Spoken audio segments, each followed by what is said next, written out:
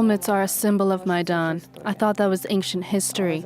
Today they've become relevant again, and I will keep going for as long as I have to. It's my contribution for Ukraine, for my country, and for the people I know there. I don't know how to do anything other than paint. In 2014, the Maidan revolution marked a turning point for Tatiana Cheprosova. It prompted regime change in Kyiv and an artistic awakening. Tatiana became a leading light in a country learning to express itself. Today, she's a refugee in France, incensed by the war. Putin is quite a primitive being, in my opinion. He is evil incarnate. None of his plans have worked out, and it drives him mad. And it all started with Maidan. How can we grant an honorary title to the soldiers who committed the killings in Bucha?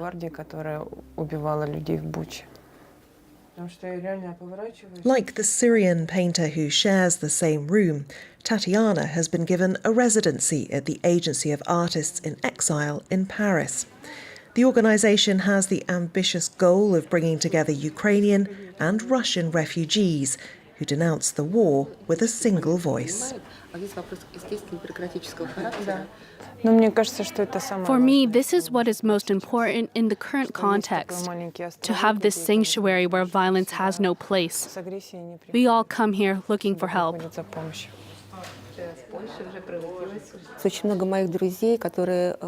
I have many painter friends who protested against the war and were forced to leave the country. Those who remained in Russia will be arrested and punished. That's a fact. Since the middle of March, 2 dedicated telephone lines have enabled the agency to deal with the constant stream of requests both from Russia and Ukraine. Artists who arrive here are, of course, in a fragile psychological state. First, because it's difficult to find oneself in the middle of a war. You arrive here in a country where you don't speak French. You don't speak their language.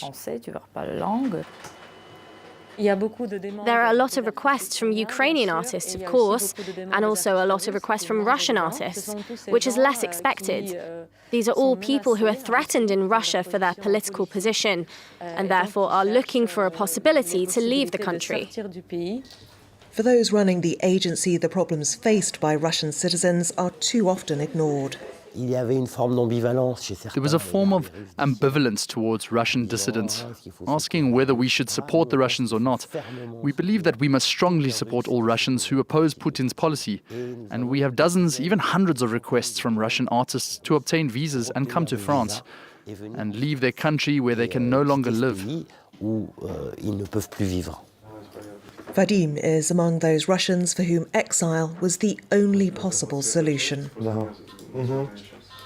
I left Russia because the war started. It's hard to pretend that nothing happens, because when your homeland, when your home country is treated as aggressor, which it is,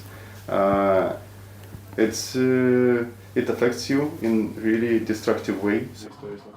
Vadim, a videographer, got back to work as soon as he arrived in France, filming a contemporary ballet created by Nidal Abdo, himself the son of a Ukrainian. I don't blame Russian people. I blame the Russian regime. They are not the same.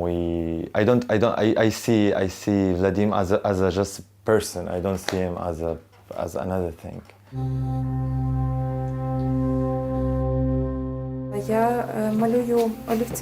I chose to draw with a pencil like my friends from Kyiv, who often found themselves in shelters with only what they had on hand. They often only had one color, or only one pencil. Christina only recently arrived from Ukraine.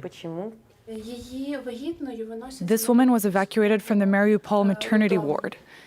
She is pregnant and still alive, although seriously injured. And for me, it's a symbol of our country. We will be reborn despite our wounds.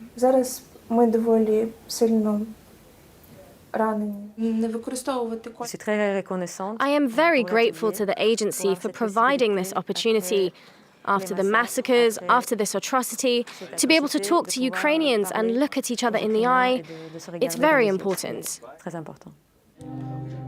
The work of Tatiana and other Ukrainian and Russian artists went on display to the public in an exhibition organised by the Agency of Artists in Exile. Its aim was to denounce the war, a project of unity, but not everyone welcomed the idea. Sometimes it's not easy for Ukrainians, and some artists are reluctant. I think it's going to take time. People have to be given time. But still, what's most important is that art manages to transcend, and that we overcome this animosity and this hatred. Another larger exhibition is planned for later this year. The agency is still helping Russian and Ukrainian artists find safety and a new home, and it hopes to prove art and people can overcome any divide.